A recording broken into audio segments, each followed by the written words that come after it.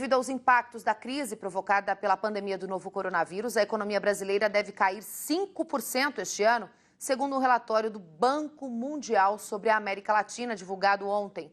Se a projeção da instituição for confirmada, essa vai ser a maior recessão enfrentada pelo Brasil em 120 anos. De acordo com o relatório A Economia nos Tempos da Covid-19, divulgado pelo Banco Mundial, o Produto Interno Bruto do Brasil deve recuar 5% este ano, refletindo os impactos da crise provocada pela pandemia do novo coronavírus. Se a projeção da instituição for confirmada, essa vai ser a maior recessão enfrentada pelo país nos últimos 120 anos. Já para os anos seguintes, o Banco Mundial projeta uma alta de 5% no PIB do Brasil em 2021 e um avanço de 2,3% em 2022. Na última semana, em videoconferência com os senadores, o ministro da Economia, Paulo Guedes, citou a possibilidade do PIB brasileiro recuar até 4% em 2020, conforme uma fonte ouvida pela agência Estado mencionou. Na avaliação do ministro, isso poderia ocorrer se a paralisia provocada pela pandemia do novo coronavírus se estender por mais 3 ou 4 meses, depois de julho. E o relatório Focus, divulgado toda segunda-feira pelo Banco Central, ainda que mais conservador, também aposta em uma piora na retração da economia brasileira em 2020. Já para o câmbio, houve um aumento na projeção em relação à semana passada. Acompanhe os detalhes. A estimativa para o Produto Interno Bruto passou de uma retração de 1,18% na última semana para uma queda de 1,96%. Já a projeção de câmbio para o fim deste ano saiu de R$ 4,50 para R$ 4,60. O IPCA, indicador que mede a inflação oficial do país, passou de 2,72% para 2,52%. E a Selic foi mantida a estimativa de 3,25% ao ano. E apesar da diferença na estimativa de queda do PIB brasileiro em 2020, observada nas projeções de Banco Central e Banco Mundial, o que muitos economistas concordam é que mesmo depois de quase um mês de quarentena em algumas cidades do Brasil, como é o caso de São Paulo, é muito cedo para mensurar os impactos econômicos da pandemia no Brasil. Sobre esse assunto, a gente conversa agora com o economista-chefe do Banco Haitong Brasil, Flávio Serrano. Flávio, boa noite para você. Quais fatores serão determinantes para falar com muita clareza que teremos uma queda na atividade econômica brusca, como 5%, né, como previu aí o Banco Mundial, ou se teremos aí uma retração de 1,96%, o que disse, né, o Banco Brasileiro, o Banco Central Brasileiro. Boa noite para você. Boa noite a todos. Bom, na verdade, essa pesquisa é a pesquisa Focus, que o Banco Central faz com os economistas. Então, a gente está falando que o consenso do mercado dos economistas hoje está por volta de uma queda de 2%. Na verdade, é uma dificuldade muito grande a gente tentar estimar o que pode acontecer com a economia nesse ano por conta dos impactos. É muito incerto. A gente acabou de começar a observar os primeiros efeitos disso na atividade.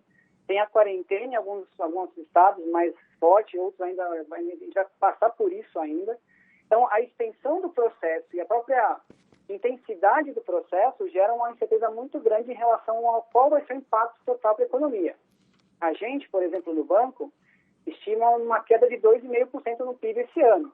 E isso leva em consideração uma contração muito forte no segundo trimestre do ano, de cerca de 5%, 6% na margem, né? Então, no segundo trimestre, a economia cairia cerca de 5%. Nossa expectativa é que a quarentena pode ficar ali até talvez meados de maio, e aí a gente começa a retomar as atividades, a economia então reagiria no terceiro trimestre, e a economia, então, acabaria fechando o ano com uma queda por volta de 2,5%, tá? Agora, isso pode se estender. Se estendendo esse processo, muito provavelmente gera uma queda ainda maior da economia, no PIB e, portanto, então, uma contração maior do produto no ano de 2020. Flávio, e agora em relação ao dólar, né? A gente sabe que para o agronegócio a cotação do dólar é determinante tanto para comprar produtos, né, importados, né, de países aí, principalmente insumos, China e de outros fornecedores, e também para quem vende produtos, né?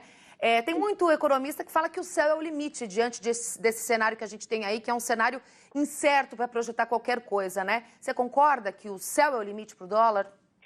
Na verdade, eu discordo um pouco, porque, assim, é óbvio que não existe limitação, uma vez que o câmbio é flutuante, mas a gente tem uma situação de balanço de pagamentos, né, de setor externo, que é exportação, importação.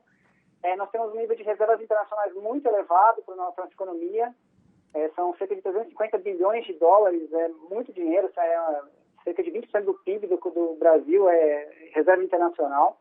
Então, assim, pode continuar piorando por aversão, se a situação for piorando lá fora, pode ter uma crise fiscal, pode ter uma crise financeira mais intensa no mundo, isso contribuir para aumentar a aversão a risco e, portanto, então, adicionar valor do dólar. Mas, assim, a gente imagina que uma vez passada a crise, o real poderia valorizar um pouquinho em relação ao dólar americano. Então, se a gente pegar, por exemplo, citando a Focus, a mediana das projeções do mercado é uma projeção de 4,60 para o final do ano. A gente está no nível hoje de cerca de 5,20, né, o que fechou mais ou menos hoje. Então, o que a gente imagina é muita volatilidade, porque é muita incerteza, então a incerteza ela gera volatilidade, mas uma vez que sejam dissipados esses efeitos da crise, tiver um cenário de maior previsibilidade, é provável que a gente tenha uma menor volatilidade e, naturalmente, o volume de exportações superando o volume de importações, a gente ampliando o saldo comercial brasileiro nesse ano, isso poderia favorecer, então, a retomada do real contra o dólar ao longo do tempo. Flávio Serrano, economista-chefe da Haitong Brasil, obrigada pela sua participação. Até a próxima, boa semana para você. Obrigado a todos, boa semana. Obrigada.